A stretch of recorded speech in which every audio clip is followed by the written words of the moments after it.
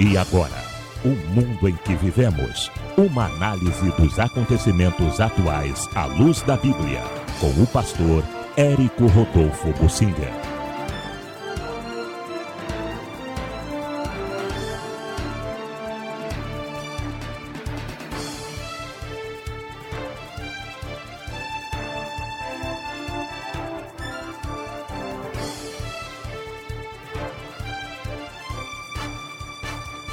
Quero falar sobre o lançamento da nave lunar da Índia e o que vai acontecendo do lado de lá, no considerado Oriente.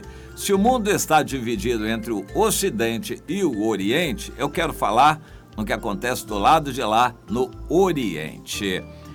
A Índia lançou ontem o foguete que levou uma nave lunar. E se tudo der certo, a primeira parte já deu toda certo. O lançamento foi perfeito, preciso, entrou em órbita em volta da Terra. E para economizar combustível, a Índia fará essa nave circular a Terra em órbita em volta da Terra por 3 semanas, acelerando devagarzinho, gradativamente, até que ela saia da órbita da Terra e parta em direção à Lua. Para bem dizer a verdade, ela vai praticamente cair para a Lua. É um projeto muito inteligente que visa, se tudo der certo, no dia 6 de setembro, chegar na Lua com um módulo lunar. A Índia já tem se caracterizado como uma grande potência aeroespacial. Eles já dominam toda a matemática, toda a ciência do lançamento de satélites. A Índia tem vários recordes nesta área. São os lançamentos mais baratos. Por exemplo, todo esse projeto de ir à Lua está orçado em 140 milhões de dólares, muitíssimo, incomparavelmente mais barato do que todos os outros projetos de todos os outros países. Há pouco tempo, Israel tentou a mesma coisa e fracassou. Fracassou no fim. A nave israelense, quando ia pousar na Lua, ou não tinha combustível, ou os foguetes não acionaram, e ela caiu depressa demais e aparentemente se espatifou na Lua. Foi à Lua, ficou em órbita em volta da Lua, mas aparentemente se espatifou na Lua porque desceu com força demais. A Índia estará, então, tentando fazer a mesma coisa. Se conseguir, vai ser o 4º país a descer na Lua, não tripulado. Na verdade, é uma nave que vai descer na Lua. Os Estados Unidos, Rússia, China já desceram, China recentemente, e agora a Índia deve chegar lá também, se tudo der certo. A Índia está acumulando vários recordes. É o país que lançou mais satélites em um foguete só. Cerca de 300 satélites, a quantidade imensa de satélites em um lançamento só. Ela oferece esse serviço, vende esse serviço para todos os países. Provavelmente até o Brasil já comprou esse serviço. O Brasil bola um satélite, entrega para a Índia, eles colocam em órbita e o satélite sai lá funcionando para o Brasil, por exemplo.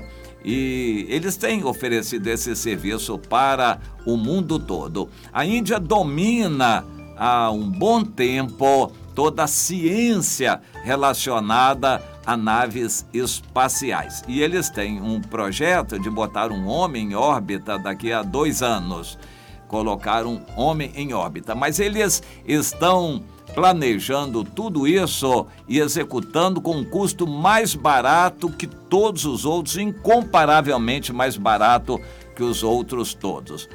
A Índia já tem um projeto, e isto deixa perplexos os outros, porque com o conhecimento que ela tem, ela pode fazer um enxugamento de satélites. A Índia tem a tecnologia de mandar satélites para destruir e coletar outros satélites que estão em órbita também.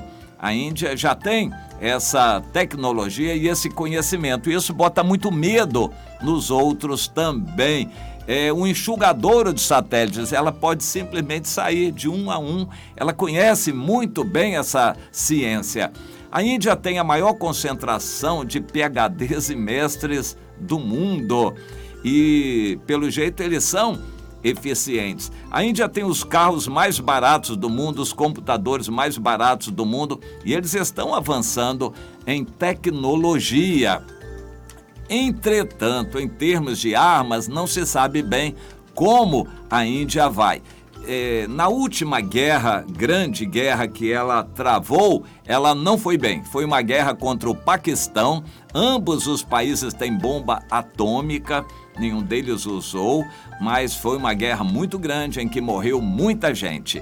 A Índia hoje tem uma população de mais de 1 bilhão de habitantes e vai caminhando na direção da China, oferecendo serviços baratos, mão de obra barata e se industrializando vertiginosamente a Índia.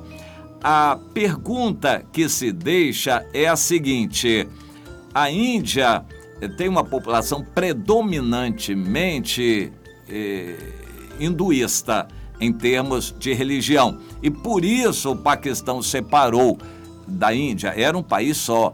Porque o Paquistão, que tem uma população imensa, é equivalente à do Brasil, a população do Paquistão.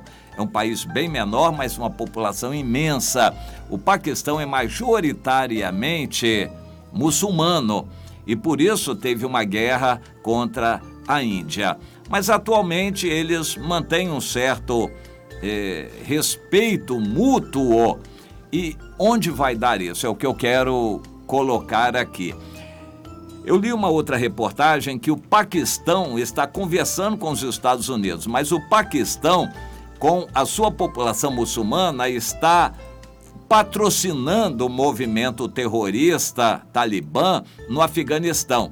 O Afeganistão é um país que foi invadido pelos Estados Unidos e há 18 anos os Estados Unidos têm sofrido baixas e não conseguem dominar a situação. O Afeganistão é um país predominantemente muçulmano e faz parte, de certa forma, do Oriente Médio, está relativamente perto de Israel. É um país muito corrupto em termos de população. Os Estados Unidos estão tendo dificuldades em administrar a situação e o Paquistão fica inflando os terroristas talibãs, provavelmente até dando armas também. Os Estados Unidos estão chamando o Paquistão às falas. Vamos conversar sobre a situação do Afeganistão.